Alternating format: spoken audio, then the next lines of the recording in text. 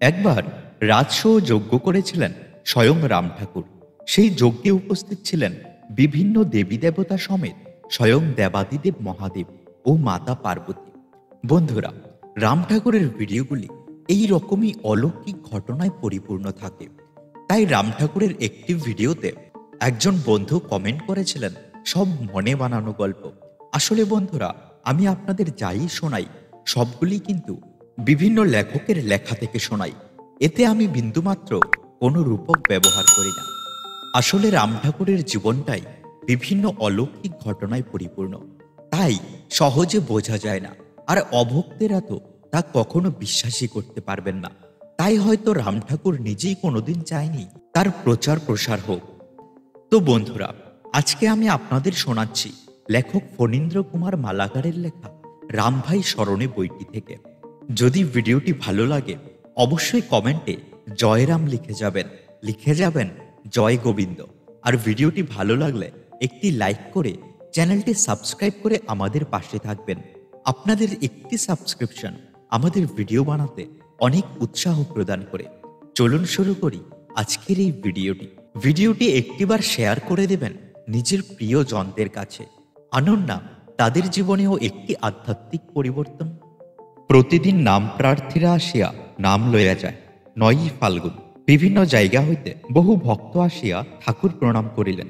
পরদিন সকাল ৮টায় শ্যামদা আসিলেন। সকলেই শ্রী ঠাকুরের পাদপদ্মের কাছে বসিলেন। তখন আমিও খাতা ও কলম লইয়া বসলাম। ঠাকুর বললেন, কেন আপনে গড়ে ডাইক্কা পাঠাইছি শুনেন।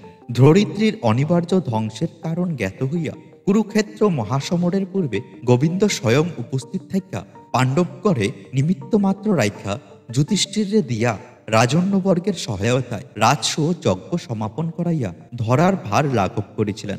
নতুবা প্রলয় পয়োধির জলে সব ডুববা যাইত। সেরকম দুর্যোগপূর্ণ মহাকাল সমাগত। এই সর্বনাশী মহাকালের হাত হইতে রক্ষা করতে পারে একমাত্র সর্বমঙ্গলময় রাজসহ যজ্ঞ। এবারও গোবিন্দের উপস্থিতিতে মালাকারগড়ের নিমিত্ত রেখা পিতা ঠাকুরে দিয়া আপনেরা সর্বতভাবে সহায়তা কইরা রাজসহ যজ্ঞ সমাপন করেন। সকলের সাহায্য সহানুভূতি ভিন্ন এই বিরাট যজ্ঞ একজনের দ্বারা সম্ভব নয়। এখন শুনেন, যজ্ঞ আরম্ভের আগের দিন থেকে সমাপ্তি পর্যন্ত আপনেরা কর্মী সকল এখানে দিবারাত অবস্থান কইরা যজ্ঞের কার্য নিষ্পন্ন করবেন। যজ্ঞক্ষেত্র ত্যাগ কইরা কেহ কোথায় যাইতে পারবেন না। মনে প্রাণে ক্ষুদ্র হইয়া কর্ম সম্পাদন করতে হইব। মনে রাখবেন, আপনারা কেহই কর্তা নন, কর্তা স্বয়ং গোবিন্দ। কুবাক্য, ক্রোধ, দম্ভ, অহংকার, দুর্ব্যবহার একেবারে বর্জন করিতে হইব। যে কোনো প্রাণী, ইতর জন্তু, জানোয়ার বা ব্যক্তি যাই করুক না কেন আপনারা মৃতবোধ সহ্য করবেন। সকল প্রাণীর সঙ্গে মধুর ব্যবহার করবেন। দেব, দানব, মানব, যক্ষ, রক্ষ, কিন্নর, অপ্সরাদি সকলে এই পবিত্র যজ্ঞভূমিতে অহর্নিশি বিচরণ করবেন এবং নানা ছলনায় আপনাকে ধৈর্যচ্যুতি ঘটাইয়া যজ্ঞ পণ্ড করতে চেষ্টা করব। আপনাকে অসীম ধৈর্যশীল হইয়া অত্যাচার, অনাচার, অবিচার যাই করুক নীরবে হাসি মুখে সহ্য করতে হইব। মনে রাখবেন, এই সকল শুধু পরীক্ষা মাত্র। পরীক্ষা উত্তীর্ণ হইলে যজ্ঞ সফল। এখন আপনারা সুস্থিরভাবে গভীর রূপে চিন্তা ভাবনা কইরা আপনাকে সুচিন্ত মনোভাব আমারে জানাইবেন। এই বলিয়া ঠাকুর নীরব হইলে সকলে উঠিয়া নতুন দালানের হররুমে বসিয়া আলোচনায় প্রবৃত্ত হইলাম। শ্যামদা বলিলেন, ঠাকুরের কথা প্রচ্ছন্ন ইঙ্গিত আপনারা হৃদয়ঙ্গম করেছেন। ডাক্তারদা ও রাজেন্দ্রবাবু একযোগে বলিয়া উঠলেন, হ্যাঁ হ্যাঁ, ধরতে পেরেছি। রোহিণীদা হাসতে হাসতে উক্তি করলেন, বেটা তবু সরলভাবে বলে না, আমিই গোবিন্দ। সবাই হাসিয়া উঠিলেন। অখিলবাবু বলিলেন, অবতার নাহি কহে মই অবতার। শুভবাবু বলিলেন, না বলাতেই এত যন্ত্রণা, বললে জানি না কি হতো। সুরেনবাবু, পূর্ণ মুশিক ভব, অর্থাৎ হিমালয়ে পলায়ন। ক্ষিতিবাবু, তাহলে জগতের কল্যাণার্থে রাজসহ যজ্ঞ করাবেন কে? যোগেশবাবু, ঠাকুর করাবেন। শ্যামদা, এখন যজ্ঞের কথা বলুন। শ্যামদা বলিতে আরম্ভ করলেন, যজ্ঞের পূর্ণত্ব নির্ভর করছে কাদের উপর সে সম্বন্ধে ঠাকুর পরিষ্কার ভাবে বলেছেন। আপনারা যজ্ঞের কর্মী ধৈর্যবান দেখে নির্বাচন করেন। যজ্ঞ আরম্ভের পূর্বদিন থেকে যজ্ঞ শেষ হওয়া অবধি কোনো কর্মী স্থান পরিত্যাগ করবেন না বলে ঠাকুরের আদেশ দিয়েছেন। আদেশ লঙ্ঘন করলে যজ্ঞ পণ্ড হবে। সকল ঠাকুরের আদেশ পালন করতে পারবেন বলে মনে করেন। চলুন আমাদের মতো ঠাকুরকে জ্ঞাপন করি। সকলে ঠাকুরের নিকট গেলেন। শ্যামদা নিবেদন করলেন, আমরা যজ্ঞে ব্রতী হয়েছি, দৃঢ় প্রতিজ্ঞ হয়েছি। ঠাকুর, যজ্ঞেশ্বর হরি আপনাকে সহায় হন। ডাক্তারদা, কোন দিন কখন যজ্ঞ আরম্ভ হইব? ঠাকুর, 16ই চৈত্র প্রদোষে কীর্তন সহকারে গঙ্গা আহ্বান করত রাজসূহ যজ্ঞের ঘট স্থাপনান্তে সত্যনারায়ণ পূজা উদযাপিত হইয়া অধিবাস ক্রিয়া সম্পন্ন করতে হবে। ওই রাত 3:30টার পর সময় ও দিন ভালো নয়, বিধায় ও সময়ের পূর্বে রাজসূহ যজ্ঞর পূজা মঙ্গলারতি নাম যজ্ঞ সহ আরম্ভ হইয়া 17, 18 ও 19 চৈত্র রাত্রি শেষে উষার সময় নগর পরিক্রমা কইরা যজ্ঞ সমাপ্ত হইব। ডাক্তারদা, যজ্ঞে পৌরোহিত্য কে করবেন? ঠাকুর, পৌরোহিত্য করবেন শ্যামবাবু। প্রথম প্রমোদ ওরফে গোসাই শ্যামবাবুরে যোগান দিব। নরেন্দ্র চক্রবর্তী ভোগ পাক করব। শ্যামদা, পূজা অন্তে 3 দিন যজ্ঞ করতে হইবে কি?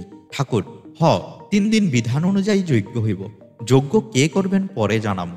যোগেশ, মহাপ্রসাদ কয়দিন বিতরণ করা হইব? ঠাকুর, 3 দিন।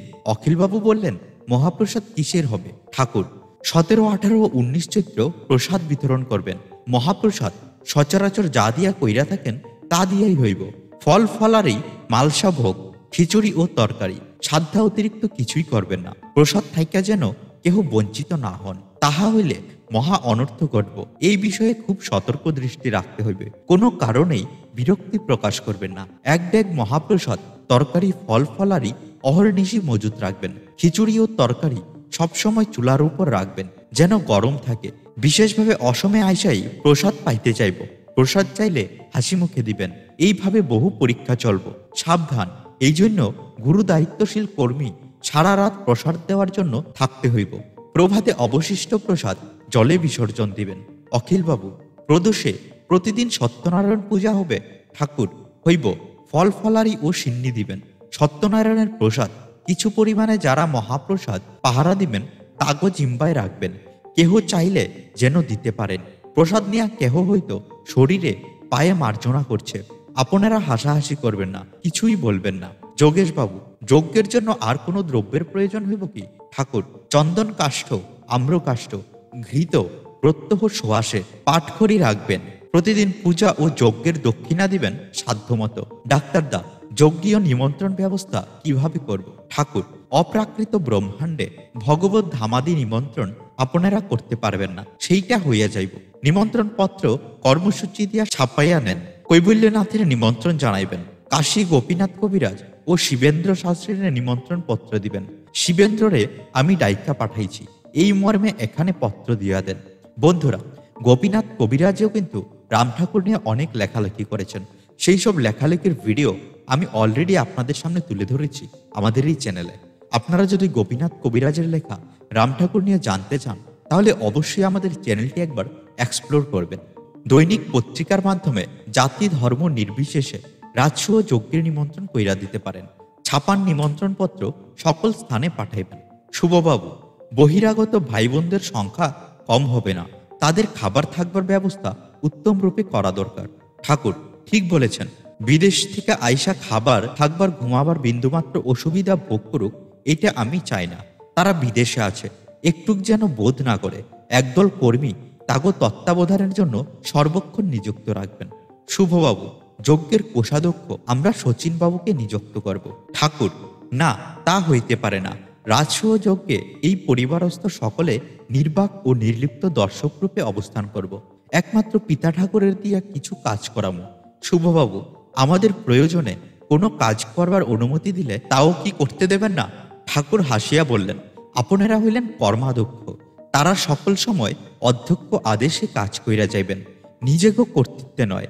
এই আলাপ করাকালে বরদা উঠিয়া গিয়া 1000 টাকার 25খানি নোট আনিয়া শুভবাবুর হাতে দিলেন। বললেন, এই দিয়া কাজ আরম্ভ করুন, প্রয়োজন যা হবে সম্যক টাকা আমি দিব। শুভবাবু গণনা করিয়া বলিলেন, শচীনবাবু কর্মারম্ভের জন্য 25,000 টাকা দিয়ে কি বলেছেন আপনারা শুনেছেন, এখন আপনারা বলুন। নলিনী বাবু বললেন, ঠাকুর স্বয়ং উপস্থিত থেকে রাজসূহ যজ্ঞ করাচ্ছে, আমাদের সকলের সাহায্য সহানুভূতির প্রয়োজন আছে। ঠাকুর বলেছেন, দরকার হলে আমরা দেব, শচীনবাবুকে আর দিতে হবে না। সকলে সানন্দে এই প্রস্তাব সমর্থন করিলেন। 10টা বাজিলে সকলে উঠিলেন। শহরে গুরুভ্রাতার পরদিন বৈকালে ৩টার মধ্যে আসবার জন্য শ্যামদা বলিয়া দিলেন। নির্দিষ্ট সময়ে সকলে আসিয়া হলঘরে সমবেত হইলেন।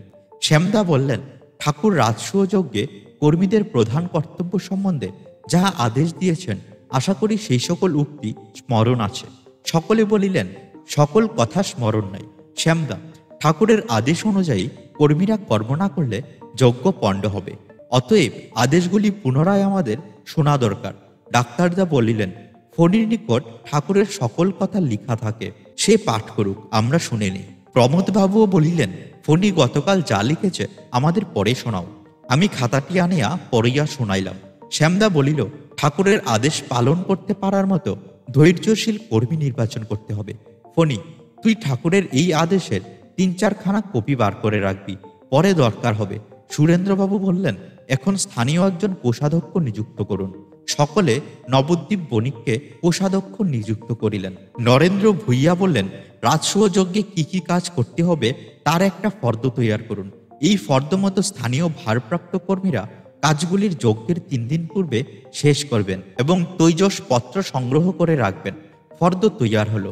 ২০০ জন বহিরাগত পুরুষ ও মহিলা ভক্তদের বাসস্থান, ২০০ জন কর্মী ও ১২৫ জন কীর্তনিয়া এবং মহাপ্রসাদ রান্নার জন্য ২০ জন ব্রাহ্মণের বাসস্থান, ভোগ রান্নার ভক্তদের জন্য রান্নার ও মহাপ্রসাদের রান্নার স্থান, ভোগ তৈয়ারির ঘর, কীর্তনের আসর, শ্রোতাদের বসিবার ব্যবস্থা, মহাপ্রসাদ বিতরণের স্থান এবং উহার উপর চাঁদোয়ার ব্যবস্থা, আলোর বন্দোবস্ত, প্রসাদ বিতরণের জন্য কলাপাতা, চাউল ডাল তরকারি ইত্যাদি ব্যবস্থা।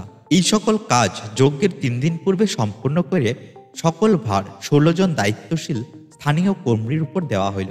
শ্যামদা বললেন, আপনারা সকল কর্মী ১৫ই চৈত্র উপস্থিত হইবেন, কোনো প্রকার ত্রুটি করবেন না। যেহেতু এই যজ্ঞে মালাকারেরা নিমিত্ত মাত্র দর্শক ভিন্ন আর কিছুই নয়, সেই জন্য ঠাকুর তো তাদের দূরে রেখেছেন, নতুবা তাদের মনে প্রতিষ্ঠার ভাব, অহংকার, অভিমান এসে যজ্ঞ পণ্ড করবে। রাজসূয় যজ্ঞ দাপর যুগের পর আর হয় নাই। জগতের কল্যাণার্থে ঠাকুর স্বয়ং উপস্থিত থেকে আমাদের দিয়ে রাজসূয় যজ্ঞের ব্যবস্থা করেছেন। অতএব আমরা প্রত্যেক এই যজ্ঞের অংশীদার। এই যজ্ঞ দ্বারা ঠাকুর কে এবং কি তা পরিপূর্ণভাবে প্রকাশ করে ফেলেছেন। আমরা ভাগ্যবান, সাক্ষাৎ গোবিন্দ দর্শন, পরদর্শন লাভ করতে আছি। বলিতে বলিতে কাঁদিয়া ফেললেন মধুদা। এবার নিমন্ত্রণ পত্রের খরসা তৈয়ার করাইয়া ঠাকুরকে দেখাবেন, তবে তা প্রেসে ছাপানো হইয়া শীঘ্রই সকল স্থানে পাঠানো যাইব। কার্যসূচি দিয়া নিমন্ত্রণ পত্রের খসড়া তৈয়ারি করিয়া ডাক্তারদা, প্রমোদবাবু ও রাজেন্দ্রবাবু ঠাকুরকে পাঠাইলে ঠাকুর দেখিয়া বলিলেন, দয়া করিয়া বিছানা সঙ্গে আনিবে, এই কথা যোগ কইরা দেন, নতুবা এত লোকের বিছানা কোনখানে থাইকা সংগ্রহ করবেন। এই কথা নিমন্ত্রণ পত্রে যোগ কইরা দেওয়া হইল। তারপর দিন হইতে সারদা কুমার বক্সী মহাশয়ের প্রয়োজনীয় দ্রব্যাদি পাঠাইতে লাগলেন। যজ্ঞের ভারপ্রাপ্ত কর্মীরা উপস্থিত থাকিয়া ঘরানা দ্বারা কাজ শুরু করলেন। ওদিকে গোপীনাথ কবিরাজ পত্র পাঠালেন, তিনি হিন্দু সন্মেলে গেছেন, তথাপি উপস্থিত থাকিতে পারবেন না। আজ ১৬ই চৈত্র, রাজসূয় যজ্ঞাধিবাসের শুভ দিন। ভোরের ট্রেনে ডিঙ্গামানিক হইতে মাহেন্দ্র চক্রবর্তী, চেরাগ আলী ভাই সহ প্রায় ৩০ জন আসিয়া ঠাকুর প্রণাম করিলেন। শিবেন্দ্র শাস্ত্রী আসিয়া ঠাকুর প্রণাম করিলে ঠাকুর তাহার সঙ্গে অনেকক্ষণ আলাপ করিলেন। ৭টায় আরো ১২ জন রান্নার ব্রাহ্মণ আসিয়া কাজে যোগদান করিল। ৫ দল কীর্তনিয়া উপস্থিত হইল। ঠাকুর এতদিন কখনো বাহিরে আসেন নাই, আজ বৈকালে লাঠি হাতে বাহির হইলেন, সঙ্গে পিতা ঠাকুর ও প্রবীণ গুরু ভাতাগণ। পিতা ঠাকুর ঠাকুরকে লইয়া ৩ দালানের ঘরগুলি মেঝেতে বহিরাগত ভ্রাতা ও ভগিনীদের থাকিবার স্থান দেখাইলেন। ঠাকুর জানিতে চাহিলেন কতজন উক্ত ঘরগুলিতে সুন্দরভাবে থাকিতে পারবেন। ডাক্তারদা জানাইলেন ২৫০ জনের স্থান সংকুলন হইবে। পরে বহির্বাটিতে গিয়া কীর্তনাঙ্গন, কীর্তনিয়াদের থাকিবার স্থান, মহাপ্রসাদ তৈয়ারির ভিতরের স্থান ইত্যাদি সবকিছু ঠাকুর ঘন্টার পর ঘন্টা ঘুরিয়া ঘুরিয়া দেখিলেন। ঠাকুরকে খুব প্রফুল্ল দেখাইতেছিল। প্রদোষে সাপরিষদ শ্যামদা ঠাকুরের নিকট উপস্থিত হইয়া প্রণামপূর্বক করজোড়ে নিবেদন করলেন, বাবা, প্রদোষে নামযজ্ঞ সহযোগে গঙ্গা আহ্বান করিয়া রাজসূয় যজ্ঞাধিবাসের ঘট স্থাপনের অনুমতি প্রার্থনা করি। ঠাকুর সানন্দে অনুমতি প্রদান করলেন। ৩ দল কীর্তনিয়া কীর্তন করিতে করিতে শ্যামদাকে লইয়া শত শত গুরু ভাই ও বোন সহমেত গঙ্গা আহ্বানের যাত্রা করিলেন। প্রায় ১ ঘণ্টা পর গঙ্গা দেবীকে লইয়া ফিরিয়া আসিয়া শ্যামদা রাজসূয় যজ্ঞের ঘট স্থাপনান্তে সত্যনারায়ণ পূজা আরম্ভ করিলেন। গোসাই শ্যামদাকে যোগান দিতেছিলেন। ইত্য বৎসরে পিতা ঠাকুর এবং আমরা তিন ভাই শাড়ি, ত্রিশূল ও ব্যাঘ্রচর্ম লইয়া ঠাকুরকে দেখাইলে ঠাকুর শাড়িখানি ও ত্রিশূলটি ভালো করে নিরীক্ষণ কইরা বলিলেন, বাহির বাড়ির কীর্তনাঙ্গের অদূরে পূর্ব দিকে যে বড় বেল গাছটি আছে, গভীর রাতে তাহার নিচে পশ্চিম পাশে কিছু জায়গা পরিষ্কার কইরা গোবর দিয়া উত্তম রূপে মার্জনা করবেন। তারপর ব্যাঘ্রচর্মখানা সেখানে স্থাপন কইরা সামনে মোটা মোটা কাষ্ঠ দিয়া ধুনি জ্বালাইয়া রাখবেন। অতিরিক্ত কিছু কাঠ ধুনির কাছে রাখবেন। আগামীকাল হইতে দিবা 12টায় ও রাত 12টায় পিতা ঠাকুর কিছু ফল ভালো কইরা ধুইয়া একটা ভাণ্ডের মধ্যে গোটা গোটা রাইখা ধুনির কাছে যারা উপবিষ্ট অবস্থায় থাকবেন তাদের ভোগের জন্য রাইখা প্রণাম করে আসবেন। সেইখানে থাকবেন না। কীর্তনাঙ্গের পাশে উত্তর দিকে হরিমন্দিরের সামনে পুরো কুশাসনে একখানি আসন, ওই জায়গায় গোময় দিয়া মার্জনা কইরা পাইতা রাখবেন। ওই আসনে যিনি বৈশা থাকবেন তিনি প্রত্যহ দিবা 11টায় ও রাত্রি 11টায় পিতা ঠাকুর কিছু ফল ভালো কইরা ধুইয়া কাইটা ভাণ্ডে রাখা ঢাকনা দিয়া নিয়া তার ভোগ দিয়া প্রণাম কইরা চলে আসবেন। পরের কাজের কথা পরে জানাব, এখন এই জিনিসগুলি রাইখা দেন। রাত্রি 10টায় সত্যনারায়ণ পূজা সাঙ্গ হইলে কীর্তন বন্ধ হইল, প্রসাদ বিতরণ করা হইল। রাত্রি 12:30টার পর আমরা তিন ভাই ঠাকুরের নির্দেশ অনুযায়ী ওই স্থানে দুটি কার্য শেষ কইরা আমি ও ঠাকুর ভাই স্থান দুইটির পাহারা রইলাম। রাত্রি 3টায় গুরু ভ্রাতা ভগিনীগণ সহ শ্যামদা ঠাকুরের নিকট উপস্থিত হইয়া প্রণামপূর্বক রাজসূয় যজ্ঞের পূজা ও মঙ্গল আরতি করবার জন্য প্রার্থনা জ্ঞাপন করিল। ঠাকুর প্রফুল্ল মনে অনুমতি প্রদান করিলেন। ঠাকুরকে প্রণাম করিয়া শ্যামদা যজ্ঞস্থানের দিকে যাত্রা করিলে হরিধ্বনি ও শঙ্খধ্বনি ও উলুধ্বনিতে আকাশ বাতাস কাঁপাইয়া উঠিল। শৈলেন চক্রবর্তী কীর্তন আরম্ভ করিলেন। শ্যামদা পূজায় বসিলেন। গোসাই ও শাস্ত্রী মশাই পূজাস্থানে রহিলেন। পূজা আরম্ভ হইলে আমরা দুই ভাই যজ্ঞস্থানে প্রণাম করিয়া পুনরায় ওই স্থানে যাইয়া ছিন্ন ভিন্ন বসন পরিহিতা একজন অতি কুৎসিত মহিলা হরিমন্দিরের সম্মুখে কুশাসনে চক্ষু মুদ্রিত অবস্থায় বসিয়া থাকতে দেখিলাম। আমরা দূর থেকেই প্রণাম করলাম। তাহা হইতে বিল্লবৃক্ষ তলে যাইয়া দেখি একজন বৃদ্ধ জটাজুটো মণ্ডিত সন্ন্যাসী ব্যাঘ্র চর্ম আসনে চক্ষু বুজিয়া ধ্যানস্থ আছেন এবং তাহার দুই পাশে দুইজন মধ্যবয়স্ক সাধু ধুনির সমীপে উপবিষ্ট আছেন। আমরা দূরে থাকিয়া প্রণাম করিয়া বাইরে যাইয়া পিতা ঠাকুর, বড়দা ও পরিবারস্থ সকলকে এই সংবাদ দিলাম। কি বন্ধুরা, আপনাদের কি মনে হয় এরা কারা? নিচে কমেন্টে অবশ্যই আপনাদের মতবাদ ও ধারণা জ্ঞাপন করবেন। আমি ঠাকুরকে এই সংবাদ জানাইলে ঠাকুর বললেন তাদেরকে কেহ যেন বিরক্ত না করে লক্ষ্য রাখতে বলবেন। আমি বরদাকে জানাইলাম। তিনি তত্ত্বাবধায়কদের ঠাকুরের আদেশ জানাইলেন। তাহারা উভয় স্থানেই সর্বক্ষণ পাহারার জন্য কর্মী নিয়োগ করে দিলেন।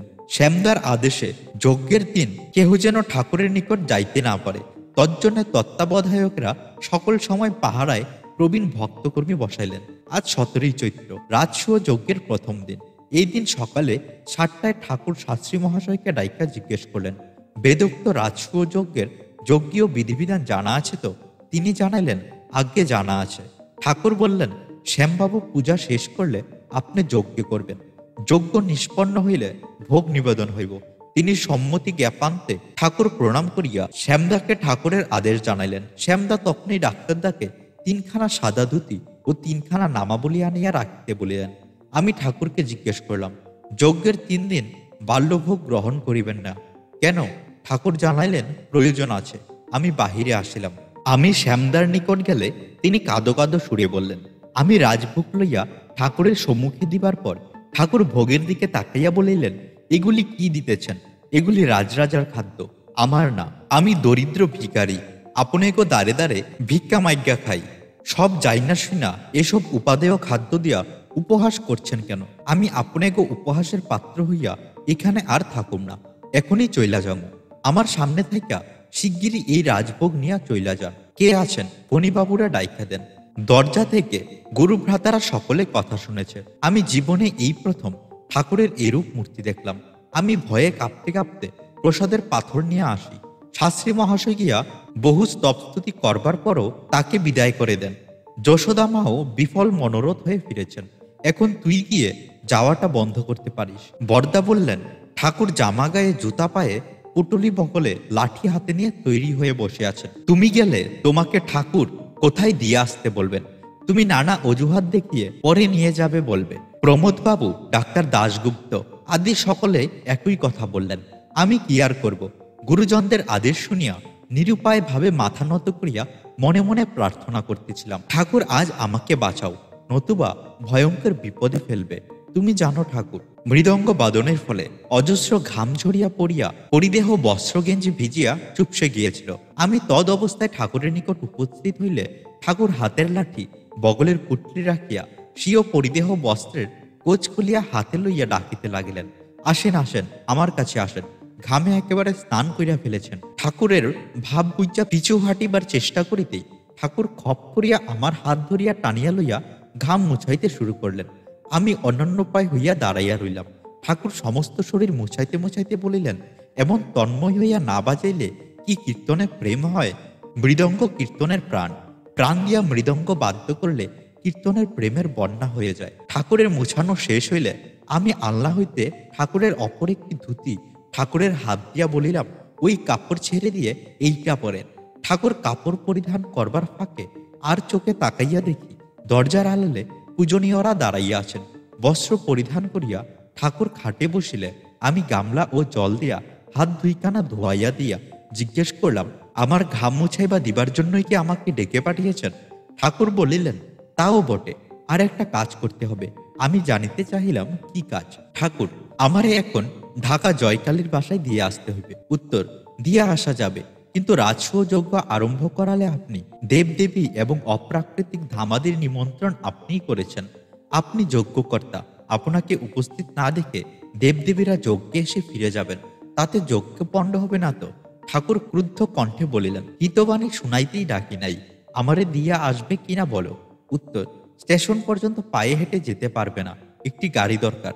গাড়ি নিয়ে আসি বইলা বাহিরে আসিবা মাত্র আমার পিঠে দমাদম কিল পড়িতে আরম্ভ হইল। ৩-৪টি কিল পড়িতেই ডাক্তারদা মধুদা বরদার হাত ধরিয়া ফেলিলেন। আমি বিদ্যুৎ বেগে ঘরে গিয়া গেঞ্জি গায়ে দিয়া সাইকেল লইয়া ফেনী শহরে গুদাম কোয়ার্টারে গিয়া ড্রাইভারকে গাড়ি লইয়া শীঘ্রই বাড়ি আসিবার জন্য বলিয়া চলিয়া আসলাম। ততক্ষণে গাড়িও পৌঁছাইছে। ঠাকুরের নিকট যাইয়া বললাম, গাড়ি এসে গেছে। ঠাকুর অমনি পুটলি বগলে লইয়া লাঠি হাতে লইয়া বললেন, তুমি জামা কাপড় নিয়া তৈরি হইয়া আসো। আমি বললাম, তৈরিই আছি আমি, কিন্তু কেন চলে যাচ্ছ? তাও কিছু বললে না। দিয়ে এসো। নিজেকে সান্ত্বনা দেবার মতো অবশিষ্ট কিছু রইল না। আমি উভয় সংকটগ্রস্ত। এখানে তোমাকে কিছু বললে খাই ধমক, আর ওখানে গেলে খাই উত্তম মধ্যম। বেশ, চলো, ওইখানে তোমাকে পৌঁছে দিয়ে চলে যাব। ঠাকুরের প্রশ্ন, পৌঁছে দিয়ে কোথায় যাবে? উত্তর, যেদিকে দু চোখ যায়। প্রশ্ন, এখানে ফিরে আসবে না? উত্তর, না, এখানে ফিরে আসা আর হবে না। ঠাকুর বললেন, কেন? আমি বললাম, এখানে ফিরে এলে আমায় আস্ত রাখবেন না, দরকার কি এসে ঝঞ্ঝাটে পড়া? আমি প্রস্তুত হয়ে বলে আসছি। বলিয়া চলিতে উদ্যত হইতে ঠাকুর বলিলেন, দাঁড়াও, বলি শুনো। এক কথা বলিয়া ঠাকুর দুঃখপূর্ণ সকরুণ কণ্ঠে ধীরে ধীরে বলতে লাগলেন, দেখো, শিয়াল বিড়াল কুকুর সকলে প্রসাদ পায়, আমি তো এতই অধম, আমার ভাগ্যে এতটুকু প্রসাদ জুটে না। আমারে কতগুলি চর্বচুষ্য লেজ্জ পেয়েও উপাদেয় খাদ্য দিয়া উপহাস করেছে। তুমি বলো, এইসব খাদ্য আমার পেটে সয়? আমায় উপহাসের পাত্র হইয়া এখানে থাকতে পারি? আমি সঙ্গে সঙ্গে বলিয়া উঠলাম, উপহাস নয় ঠাকুর, উপহাস নয়। ওইসব খাদ্য তোমার মতো গরিবের পেটে সহ্য হবে না। এই জ্ঞানটুকু পর্যন্ত তারা রাজসূয় যজ্ঞের আনন্দে অতি সাহায্যে হারিয়ে কি দিতে কি দিয়েছে সেই বোধই তাদের ছিল না।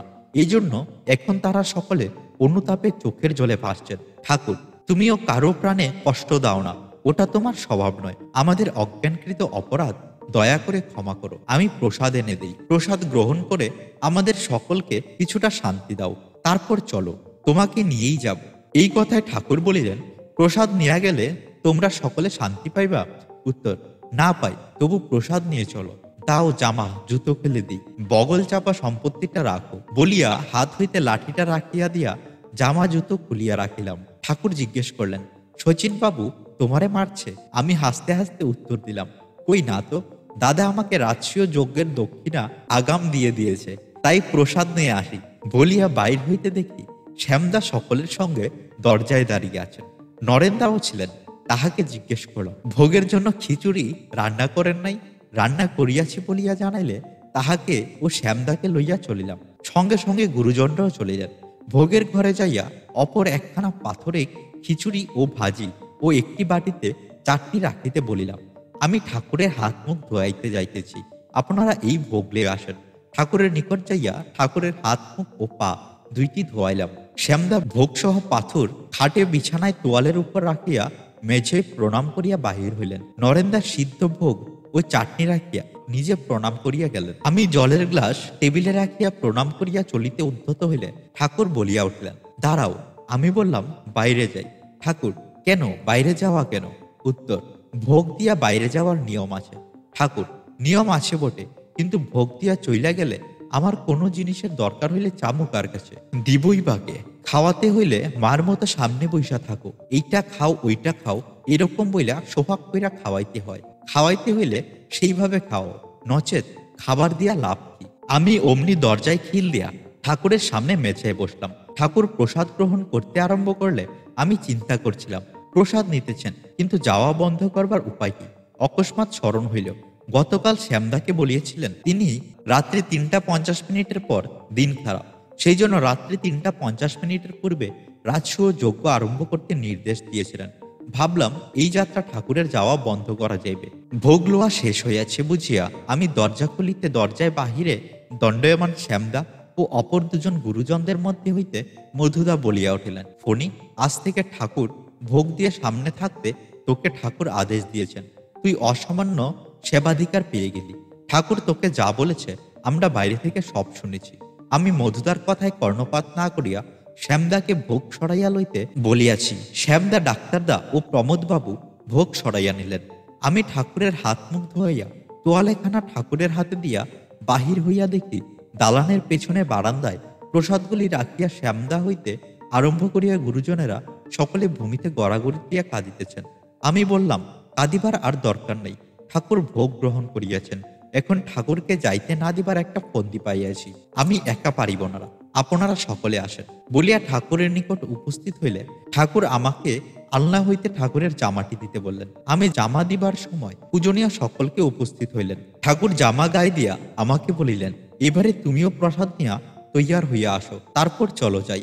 আমি বলিলাম, আজ যাবেন যে? পঞ্জিকা দেখেছেন কি? পঞ্জিকা দেখা ভিন্ন, আপনাকে কোথাও এক পা বাড়াতে কখনো দেখিনি। কুদিন কুক্ষণে যাত্রা করলে আপনার যেরূপ অমঙ্গলময় আশঙ্কা রয়েছে, সেরূপ গৃহীরা আপনাকে যেতে দিলে তাদেরও অমঙ্গলময় আশঙ্কা রয়েছে। গৃহীদের অমঙ্গলের কথা না হয় বাদ দিলাম, কিন্তু জেনে শুনে আমরা আপনাকে অমঙ্গলের মুখে ঠেলে দিতে পারবো না। এই নিন পঞ্জিকা, দেখুন, ভালো দিন হইলে চলুন যাই বলিয়া পঞ্জিকাখানি ঠাকুরের হাতে দিলাম। ঠাকুর পঞ্জিকা হাতে লইয়া বসিয়া রইলেন। পরে পঞ্জিকা না দেখিয়াই বলিলেন, আজ দিন ভালো না। তুমি বলেছিলা তুমি উভয় সংকটগ্রস্ত, এখন দেখি আমিও উভয় সংকটে পড়েছি। সুতরাং উভয় সংকট মোচনার্থে না যাওয়াই বাঞ্ছনীয়। আনন্দে অভিভূত হইয়া সকলে হরিধ্বনি দিয়া ঠাকুর প্রণাম করিয়া ঘর হইতে বাহির হইলাম। দিবা 11টা ও 12টায় পিতা ঠাকুর উভয় স্থানে ঠাকুরের আদেশ অনুযায়ী ভোগ নিবেদন করিয়া আভূমি প্রণত হইয়া আসিলেন। রাত্রিরেও পিতা ঠাকুর ঠাকুরের নির্দেশিত সময়ে তাহাদিগর ভোগ দিয়ে আসিলেন। দুবেলাই পরিবারস্থ সকলে ক্রমে ক্রমে প্রণাম করলাম। ঠাকুরের অনুমতি লইয়া দিবা 1টা হইতে মহাপ্রসাদ বিতরণ আরম্ভ হইল। মালসা ভোগ, খিচুড়ি, বাঁধাকপি ও আলুর তরকারি, টমেটোর চাটনি। রাত্রি 8টা পর্যন্ত প্রসাদ বিতরণের পর আর প্রসাদ নেওয়ার লোক ছিল না বলিয়া প্রসাদ বিতরণ বন্ধ করা হইল। এক ডেক খিচুড়ি তরকারি উনুনের উপর রাখা হইল। সত্যনারায়ণ সেবার সিন্নি ফল পৃথক রাখা হইল এবং সারা রাত্রি বিভিন্ন সময় বাউল, দরবেশ, ফকির, ভিক্ষুক, পাগলি, সাধু প্রভৃতি নানা প্রকারের স্ত্রী পুরুষ আসিয়া বিনা কারণে কটূক্তি করিয়া প্রসাদ লইয়া গেল। কেহ প্রসাদ লইয়া না খাইয়া থুতু দিয়া চলিয়া গেল। কেহ প্রসাদ চারিদিকে ছিটাইয়া প্রসাদ দাদাকে গালমন্দ করিল। প্রসাদ বিতরণ কর্মীরা হাসি মুখে নীরবে সহ্য করল। রাত্রি 1টায় আমাদের দলের কীর্তন শুরু হইল। কীর্তন আসরে স্থূল স্থূল ব্যাপার। বহু সাধু সন্ন্যাসী, বৈষ্ণব বৈষ্ণবী, বাউল, দরবেশ, পাগল পাগলি উপস্থিত। কেহ নাচিতেছে, কেহ আপনভাবে গাহিতেছে, কেহ হাসিতেছে, কেহ বা কাঁদিতেছে, কেহ লম্ফঝম্প দিতেছে, কেহ উদ্দণ্ড নৃত্য করিতেছে, কেহ চিৎকার দিতেছে, কেহ ভূমিতে গড়াগড়ি দিতেছে, কেহ মরার ন্যায় পড়িয়া রয়েছে, কেহ হাসতে হাসতে বমি করছে, কেহ মহাপ্রসাদ কীর্তনে বসিয়া খাইতেছে ও চারিদিকে ছড়াইতেছে। কীর্তনাঙ্গনের প্রবীণ কর্মীরা হুঁশিয়ার, কাহাকে কিছু বলিতেছে না, নীরবে সব পরিষ্কার করিয়া গোবর জল দিয়া মুছিয়া দিতেছেন। সব রকম উপদ্রব হাসি মুখে বরণ করিতেছেন। রাত্রি 2টার সময় ঠাকুর স্বয়ং আসিয়া কীর্তন মঞ্চে পরিক্রমা করিতেছেন। 7বার মঞ্চ পরিক্রমা করিয়া কীর্তন হইতে বাহির হইয়া হরি মন্দিরের দিকে ও চলিলেন।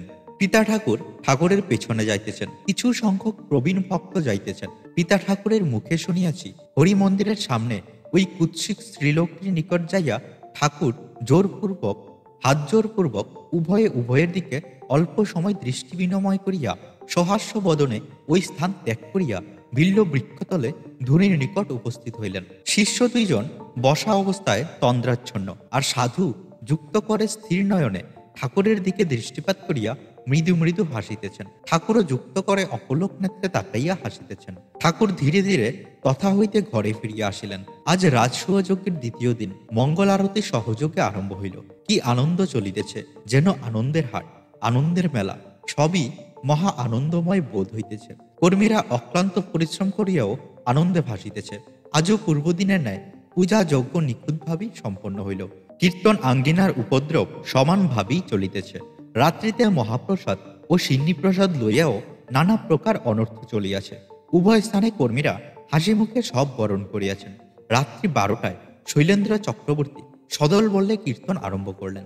রাত্রি 1টায় ঠাকুর কীর্তনাঙ্গে 7বার পঞ্চ পরিক্রমা করিয়া হরিমন্দির ও বিল্লবৃক্ষ তলে যাইয়া পূর্বদিনের ন্যায় থাকিয়া ঘরে ফিরে আসলেন। ঠাকুরের সঙ্গে পিতা ঠাকুর, আমরা 3 ভাই এবং প্রবীণ গুরু ভ্রাতারা অনেকেই ছিলেন। আজ দোল পূর্ণিমা, রাজসূয় যজ্ঞের সমাপ্তি দিন। দিবা 8টায় শ্যামদা পূজা আরম্ভ করিয়া 9টায় পূজা সমাপ্ত করিয়া শাস্ত্রী মহাশয়কে নতুন কাপড় ও নামাবলী দিয়া যজ্ঞের পুরোহিতের পদে বরণ করলেন। শাস্ত্রী মহাশয় যজ্ঞ আরম্ভ করিয়া 10টায় যজ্ঞাহুতি প্রদান করিলেন। ইতিমধ্যে শ্যামদা আরতি শেষ করল। ভোগ নিবেদনান্তে গোসাইকে ভোগ সরাইতে নির্দেশ দিয়া দালানে ঠাকুর ভোগ দিতে যান। ভোগ দিয়ে আসিবার সময় ঠাকুর শ্যামদাকে মহাপ্রসাদ বিতরণের আদেশ দিলেন। 12টায় প্রসাদ বিতরণ শুরু হইল। মালসা ভোগ, খিচুড়ি, ঘ্যাট, আলু বোকরার চাটনি, এই দিন অফুরন্ত লোক সমাগম হয়েছিল। রাত্রি 9টায় প্রসাদ বিতরণ বন্ধ হইল। ঠাকুরের নির্দেশ মতো প্রসাদ ও তরকারি রাত্রিতে বিতরণের জন্য উনুনের উপর রাখা হইল। সারা রাত্রি বিভিন্ন প্রকারের উপদ্রব করিয়া কর্মীদের বিব্রত করিয়াছে বিভিন্ন লোকজন। কর্মীরা অলস্যহীনভাবে হাসি মুখে সব উপদ্রবাদি সহ্য করেছে। প্রদোষে সত্যনারায়ণের পূজা আরম্ভ হইয়া 9টায় পূজারতি ও ভোগ অন্তে রাত্রি 12টা পর্যন্ত সিন্নি প্রসাদ বিতরণ শেষ হইল। কিয়ৎ পরিমাণ সিন্নি প্রসাদ রাত্রিতে দিবার জন্য প্রসাদদাতা কর্মীর নিকট মহাপ্রসাদের স্থানে রাখা হইল। রাত্রি 10টার সময় ঠাকুর শাড়িখানা ও অষ্টধাতু নির্মিত ত্রিশূলটি দিতে আদেশ করলেন। বরদা শাড়িখানা ও ত্রিশূলটি আনিয়া খাটের উপর ঠাকুরের সামনে রাখিলেন। ঠাকুর পিতা ঠাকুরকে বলিলেন, রাত্রি 11টায় ভোগ নিবেদন করবার সময় ফল সমেত শাড়িখানাও নিবেদন করবেন এবং বিল্লবৃক্ষতলে ত্রিশূলটি দিয়া আসবেন। তারা আজ বিদায় হইয়া যাবেন। এই বলিয়া ঠাকুর পিতা ঠাকুরের হাতে শাড়িখানা ও ত্রিশূলটি দিলেন। রাত্রি 11টায় হরমন্দিরের সামনে উপবিষ্টা দেবীকে ফল ও শাড়িখানা নিবেদন করিয়া পিতা ঠাকুর সাষ্টাঙ্গে প্রণাম করলেন। আমরা সকালে সাষ্টাঙ্গে প্রণাম করলাম। রাত্রি 12টায় পিতা ঠাকুর ফল ও ত্রিশূলটি জটাজুট মণ্ডিত সাধককে নিবেদন করিয়া সাষ্টাঙ্গে প্রণাম করলেন। আমরা সকলেও সাষ্টাঙ্গে প্রণাম করলাম। খুব জমজমাট কীর্তন চলিতেছে। বহু সাধু সন্ন্যাসী, আউল বাউল, উদাসী, পাগল, পাগলি কীর্তনে যোগদান করেছেন। কেহ নৃত্য করছেন, কেহ বেসুরে কীর্তন করছেন, কেহ হাসিতেছে, কেহ কাঁদছে, কেহ গড়াগড়ি দিতেছে, কেহ চিৎকার করিতে করিতে কেহ বমিও করছে। কর্মীরা অম্লান বদনে সব উপদ্রব সহ্য করিয়া রাত্রি 1টায় শৈলেন চক্রবর্তীর দল কীর্তন আরম্ভ করিল। রাত্রি 1:30টায় ঠাকুর পিতা ঠাকুর সহ বাহির হইয়া 7বার কীর্তন পরিক্রমা করিয়া সাধু সন্ন্যাসী, উদাসী, পাগল পাগলেদের প্রতি কিছুক্ষণ তাকাইলেন। পরে হরিমন্দিরের সামনে দেবীর নিকট যাইয়া জোর হাতে উভয়ে উভয়ের প্রতি কিছু সময় দৃষ্টি বিনিময় করিয়া সহসা ঠাকুর তহাতে বিল্ল বৃক্ষতলে সাধুটির নিকট যাইয়া করজোরে নির্বিশেষে নেত্রে উভয়ের প্রতি তাকাইয়া থাকিলেন। সাধু বরাবয় হস্ত উত্তোলনপূর্বক হাসিয়া উঠিল। ঠাকুরও হাসিয়া স্থান ত্যাগ করিয়া ঘরে ফিরলেন। ভোর 4টায় যাইয়া দেখি সাধু 3 জন ও দেবী কখন চলিয়া গেছেন। কীর্তনে যত সাধুসন্ত উদাসী পাগল প্রভৃতি ছিল তাহাদের কেহই নাই। গুরু ভ্রাতারা ঠাকুরের আদেশ লইয়া নগর পরিক্রমায় বাহির হইয়া প্রায় 2 ঘণ্টা পর কীর্তনাঙ্গে ফিরিয়া আসিয়া নাম যজ্ঞ সমাপ্ত করিলেন। এবার শুরু হইল নন্দ উৎসব ও রংদোলের খেলা। বেলা প্রায় 8টার সময় অবর্ণনীয় লীলাক্ষেত্র সাঙ্গ হইল। পরদিন 21শে চৈত্র প্রাতকালে ঠাকুর জিজ্ঞেস করলেন, রাজসূয় যজ্ঞে মালসা ভোগ দেন নাই? প্রমোদবাবু জানাইলেন, হ্যাঁ বাবা, মালসা ভোগ দেওয়া হয়েছে। ঠাকুর, মালসা ভোগ দেওয়া হয়েছে, অথচ আমি বঞ্চিত হইলাম, একদিনও তো দেন নাই। ঠাকুরের প্রিয় পার্শ্বদগণ প্রায় সকলেই সেখানে উপস্থিত। সকলে অধোবদনে রইলেন। কৈলাসদা করজোরে দাঁড়াইয়া বলিলেন, বাবা, আমাদের মহা ভুল হয়েছে। আমাদের একজনেরও 3 দিনের মধ্যে মনে পড়ল না। এটাই পরম আশ্চর্যের বিষয়। আমরা ক্ষমা প্রার্থী। ঠাকুর হাসিয়া বলিলেন, অন্য কিছু না, ভুল ধরাইয়া দিলাম। ঠাকুর কিছুক্ষণ নীরব থাকিয়া বলিলেন, এই ভোগের নাম মালসা ভোগ কেন হইল শুনেন। একদিন শ্রীবাস অঙ্গনে উৎসবের আয়োজন হয়। ভক্তরা প্রত্যুষে কীর্তন আরম্ভ কইরা রাত 12টায় কীর্তন সমাপন করেন। সেই দিন মহাপ্রভুর কীর্তন কখনো হাসি, কখনো কান্না, কখনো উদ্দণ্ড নৃত্য এইভাবেই বিভোর ছিলেন। ভক্তরা প্রভুরে প্রসাদ গ্রহণ করতে বলার সুযোগ ও সাহস পান নাই। কীর্তনান্তে মহাপ্রভু সুস্থ হইয়া গদাধররে কহিলেন, গদাধর, আজ তোমরা আমারে মহাপ্রসাদ দেও নাই। আমি ক্ষুধার্ত, আমারে প্রসাদ দেও। এ কথা শুইনা শ্রীবাস গদাধর আদি ভক্ত অন্দরমহলে গিয়া দেখেন কিছুমাত্র প্রসাদ নাই। তারা ম্লান মদনে অবনত শিরে মহাপ্রভুর সামনে দণ্ডায়মান থাকায় প্রভু জিজ্ঞেস করলেন, কি হইল, আমারে প্রসাদ দিলে না?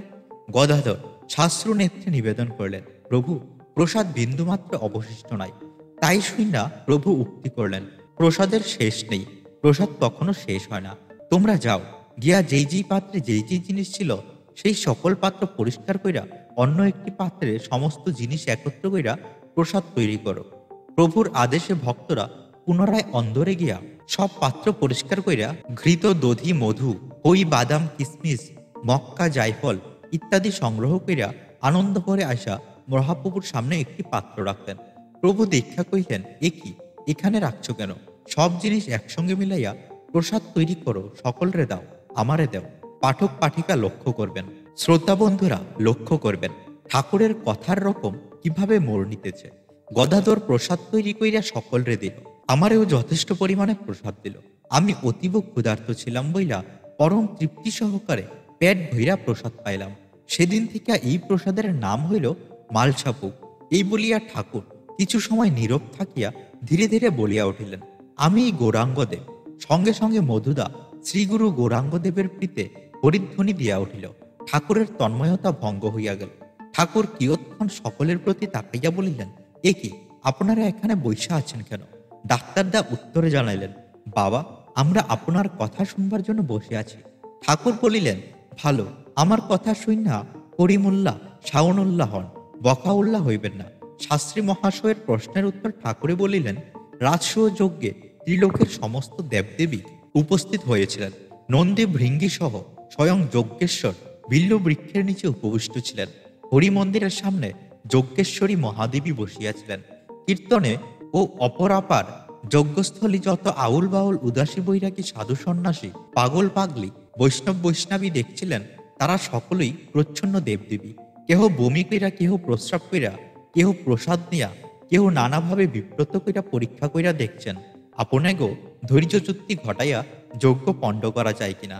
সকল কর্মী অসাধারণ ধৈর্যের পরিচয় দিয়া যজ্ঞ সুচারাচুরভাবে নিষ্পন্ন করেছেন। ত্রিলোকের অশেষ কল্যাণ সাধিত হইব। ঠাকুর বক্তব্য সমাপন করলে একজন প্রবীণ ভক্ত স্নান করিয়া ভিজা কাপড়ে সচন্দন তুলসী হাতে ঠাকুরের দিকে অগ্রসর হইতেছেন। লক্ষ্য করিয়া ঠাকুর চরণ দুইখানি প্রসারিত করিয়া দিলেন, কিন্তু তিনি সচন্দন তুলসীপত্র লইয়া ঠাকুরের নিকট যাইয়া হাত প্রসারণ করিয়া ঠাকুরের বক্ষস্থলের নিকট নিতেই ঠাকুর প্রশ্ন করলেন, এইগুলি কোনখানে দিবেন? তিনি বললেন, বাবা, সচন্দন তুলসীপত্র আপনার বক্ষে দিব। ঠাকুর চরণ দুইখানি দেখাই দিয়া বললেন, তুলসীপত্রের স্থান নারায়ণের শ্রীদেহের অন্য কোথাও না, উহার স্থান নারায়ণের চরণ যুগলে। তিনি অমনি ঠাকুরের প্রসারিত চরণ কমলে সচন্দন তুলসীপত্র নিবেদন করিয়া প্রণত হইলেন। শাস্ত্রী মহাশয় সঙ্গে সঙ্গে প্রশ্ন করলেন, বাবা, তুলসীপত্র নারায়ণের চরণে দিতে হয়, কিন্তু নারায়ণ ওদিকে তুলসীকে মালা করে স্বীয় কণ্ঠে ধারণ করে রেখেছেন, এর তাৎপর্য কি? ঠাকুর, তাৎপর্য নিশ্চয়ই আছে। তুল অর্থ হইল সম, সমতুল্য। ভক্ত ভক্তি ভগবান তিন রূপে প্রতীয়মান হইলেও মূলত এক, অভিন্ন এবং সমতুল্য। অতএব মূর্তিমতী ভক্তিদেবী তুলসী রূপে সর্বদা নারায়ণের চরণাশ্রয় বাঞ্ছা করেন বইলেই চরণে দিতে হয়।